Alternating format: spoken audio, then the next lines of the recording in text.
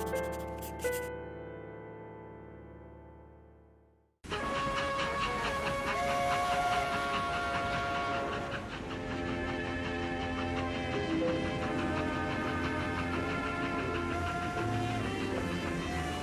16 mai 1905. Henri Matisse arrive en gare de Collioure. Matisse est venu seul pour trouver de quoi se loger avec sa femme et ses enfants afin de passer l'été dans le petit port catalan. À 200 mètres de la gare, à droite en descendant, se trouve le modeste hôtel de la gare. La patronne, Rosette, veuve Paré, dite la Mouchade, n'est pas commode et se méfie des étrangers. Mais Matisse, un homme fait, il a 35 ans, bien mis, l'air sérieux avec sa barbe et ses cheveux bien taillés, ses lunettes, lui en impose. À cette époque, on dénombrait plus de 100 barques catalanes aux superbes voilures. Au port et dans les faubourgs, cela sentait la corde, le goudron, l'étoupe à calfater. À quoi songe-t-il en grimpant les ruelles abruptes ou en flânant sur les quais? À rien, sans doute. Tout entier happé, lui, l'homme du Nord, par la beauté éclatante de la baie, la silhouette insolite du clocher et celle imposante du château.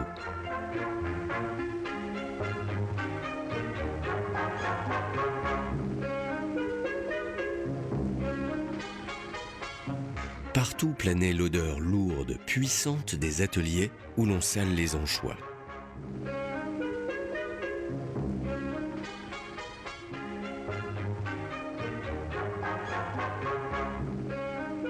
Des collines voisines descendaient des mulets menés par les vignerons rentrant d'un travail harassant. Dès ce premier contact, Collioure et ses pêcheurs, ces paysans au teint hâlé, aux traits burinés par le soleil, ces femmes vêtues de noir aux mains abîmées par le sel, tout ce monde s'interpellant en catalan, langue inconnue de Matisse, qui produisit sur le peintre une très forte impression. Collioure, c'était déjà l'Espagne, et même plus que cela, une porte de l'Orient. Il a hâte de se mettre au travail et de communiquer à ses amis peintres les fortes émotions qui le soulèvent. Il loue au Faubourg ou Port d'Availle une chambre qui lui sert d'atelier. C'est de cette pièce qu'il réalise quelques semaines après son arrivée le portrait de sa femme Amélie accoudée face à la baie, femme à la fenêtre.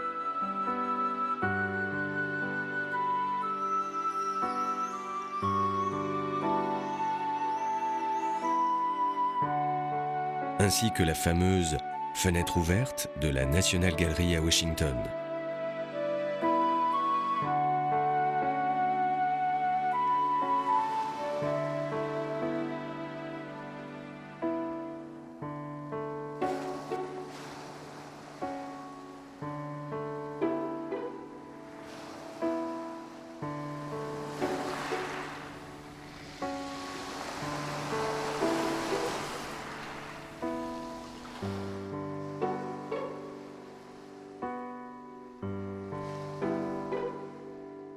L'œuvre de la Plage Rouge immortalise le port d'Availle.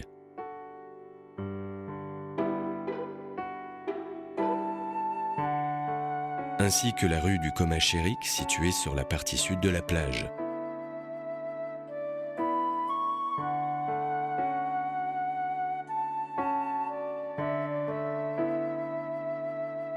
À Paris, à l'automne, il peindra le grand tableau « Le port d'Availle » avec un retour au pointillisme qu'il abandonne définitivement après l'exécution de cette œuvre.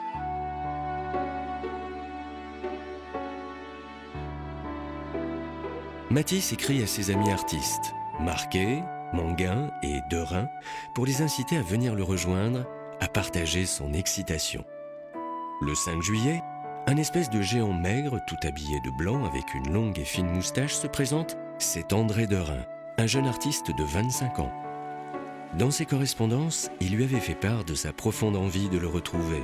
« Mon cher Matisse, votre lettre arrive enfin, je l'attendais depuis longtemps, et pensez un peu si je serais heureux de pouvoir vous rejoindre. » Il dira même « Ce que nous avons surtout qui nous attire l'un vers l'autre, c'est notre façon d'envisager la vie. » C'est ensemble que Matisse et Derain avanceront avec beaucoup de questionnements et de souffrances vers ce que l'on appellera 2 mois plus tard le fauvisme, lors de la critique peu amène de leurs œuvres faites par Louis Vauxhel au Salon d'automne à Paris.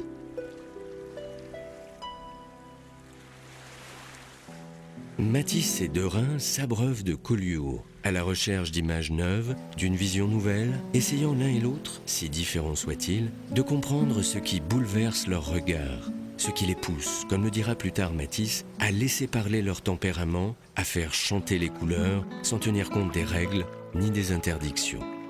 Nous étions devant la nature comme des enfants, et laissions parler notre tempérament. J'abîmais tout par principe et travaillais comme je sentais, rien que par la couleur. C'est qu'à Collioure, rien n'est jamais figé.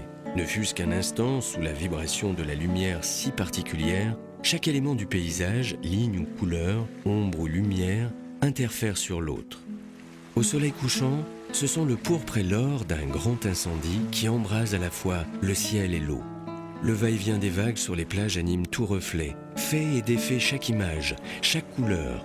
La mer, miroir tendu au clocher ou au rempart du château quand elle est calme, se brouille brusquement, au premier souffle de vent, d'écume laiteuse ou de noirceurs abyssales.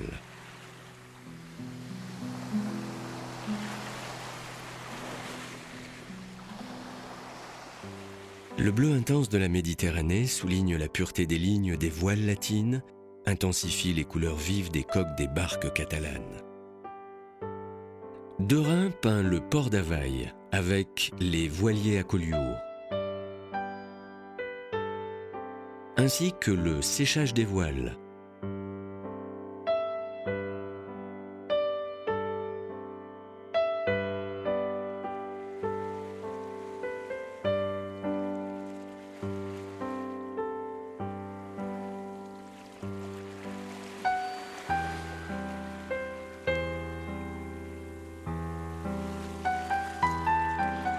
Matisse exécute plusieurs dessins et aquarelles de cette plage du port d'Availle. Les 2 artistes ont immortalisé les 3 plages de Collioure. Le port d'Availle, le Borama et la plage de Saint-Vincent.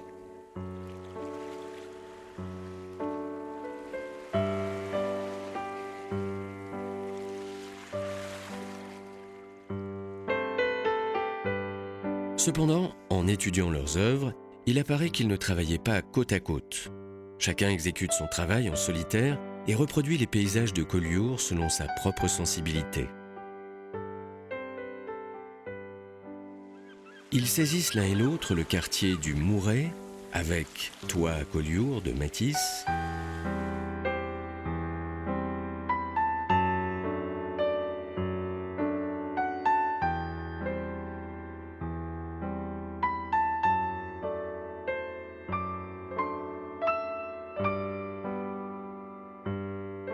Collioure, le village et la mer de Derain.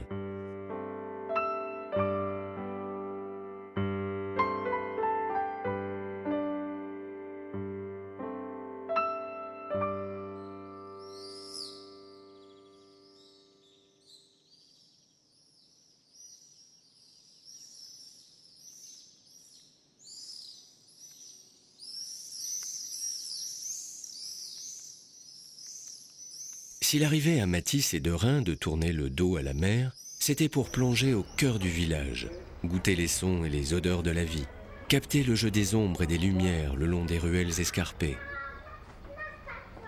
profiter de la fraîcheur du soir ou du premier soleil du matin, jouir des touches vives des fleurs et poteries égayant escaliers et balcons.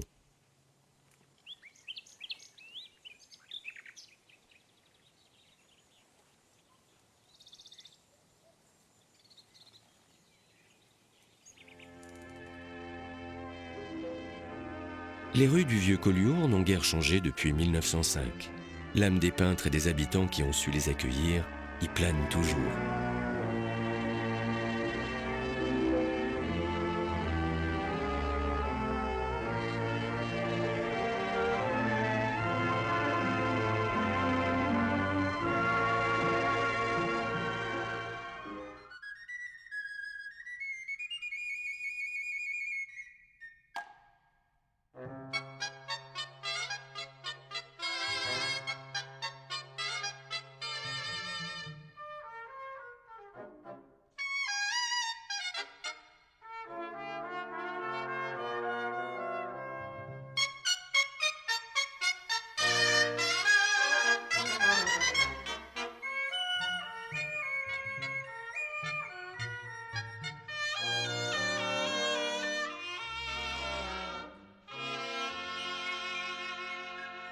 Les paysages magnifiques des environs de Collioure sont pour Matisse et Derain des occasions de progresser dans leurs recherches en travaillant sur le motif, mais aussi de goûter des instants de plaisir. L'un de leurs préférés est d'aller peindre et se baigner à la plage de l'Oye, où ils se rendent à pied, parcourant tranquillement 2 km le long des rochers, poussant parfois jusqu'à la crique de Porteis.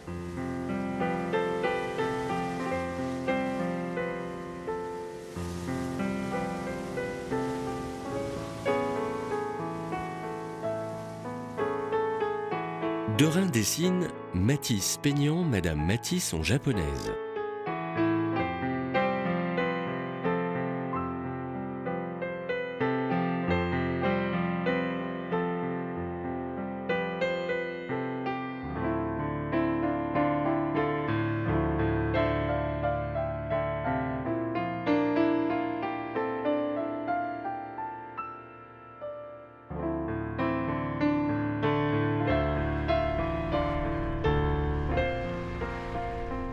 Matisse exécutera également le rocher de l'Oye et de nombreux dessins.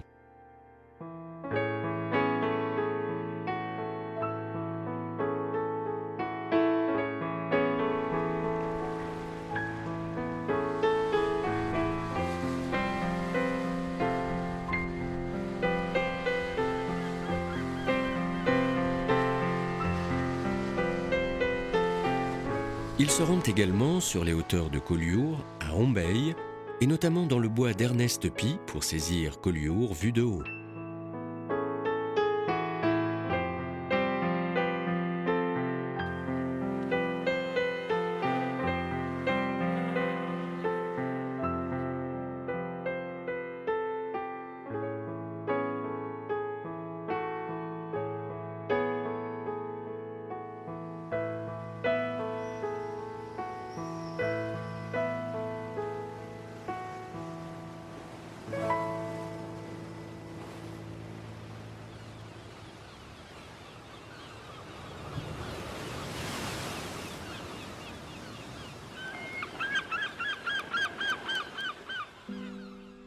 Mais le travail essentiel de l'été se réalise sur la plage du Boramar et de Saint-Vincent, essentiellement saisie par Derain, qui a essayé de rendre la vie du port.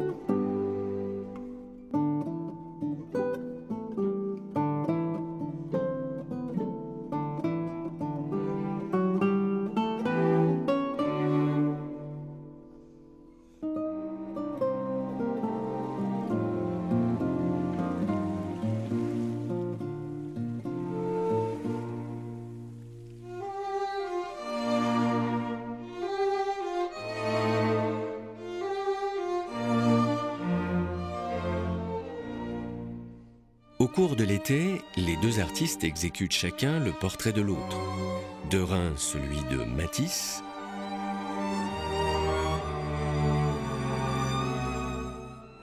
et Matisse, celui de Derain.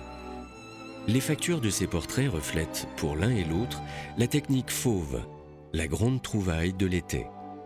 L'hiver 1905, en travaillant sur les croquis et aquarelles réalisés durant leur séjour, Matisse exécute l'œuvre magistrale présentée au Salon des Indépendants, Le bonheur de vivre. Derain quitte Collioure le 24 août 1905 par le bateau de la ligne Alger-Marseille qui fait escale à Port-Vendre, emportant avec lui 30 toiles, 20 dessins et une cinquantaine de croquis. Matisse, lui, quitte Collioure le 2 septembre avec 15 toiles, 100 dessins, 40 aquarelles. Derain ne reviendra jamais à Collioure, Matisse y reviendra. Les deux hommes ne travailleront plus ensemble. Le travail que Matisse réalisera à travers les aquarelles et les dessins lui servira d'élément de réflexion pour annoncer le travail à venir, et notamment celui de 1906-1907, lorsqu'il revient à Collioure pour une année entière, coupée par 2 escapades à Paris pour le Salon d'automne et celui des Indépendants. À son retour, en 1906, après un séjour de 15 jours à Alger, il clôt le travail de l'année précédente avec la belle série des Moulades.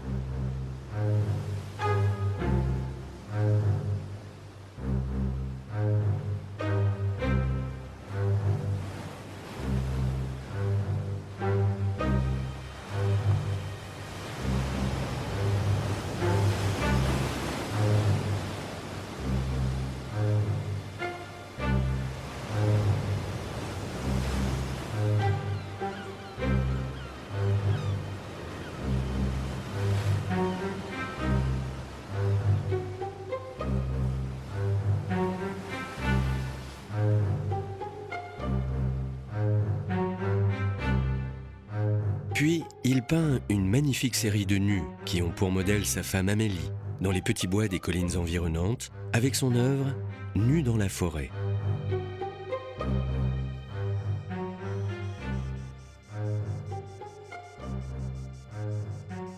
Pour accéder à ces havres de verdure où ils ne seront pas dérangés, il leur faut partir très tôt, cheminer 1 heure durant parmi les oliviers ou les chênes lièges qui lui rappellent sans doute l'Algérie.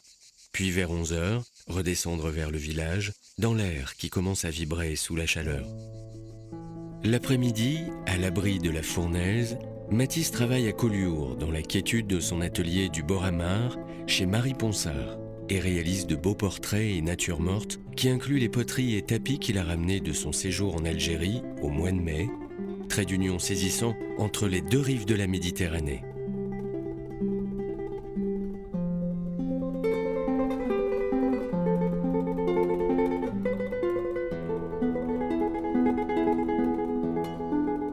L'œuvre du bouquet de fleurs lui vaudra de Louis Vauxel la critique suivante. « Mon cher Matisse, votre bouquet de fleurs est d'une luminosité, d'une vibration époustouflante. Mais obtiendrez-vous les mêmes effets avec les figures ? » Il y réalisera également plusieurs portraits de sa fille Marguerite.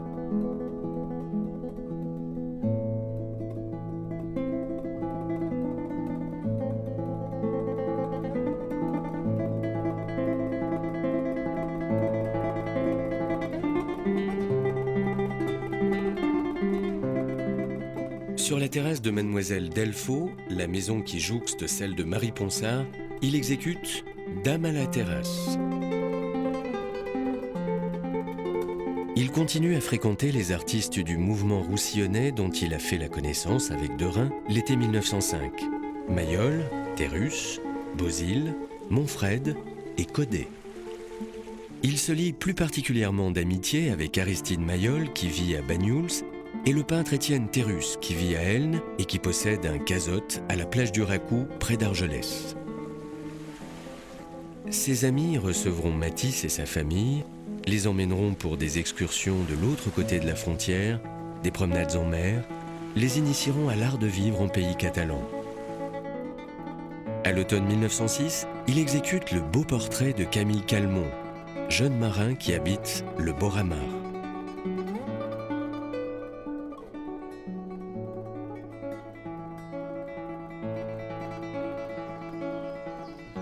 Le calme du merveilleux jardin Naudin, où il aime flâner, l'éloigne de ses soucis d'argent, peut-être de l'incompréhension du public et des critiques.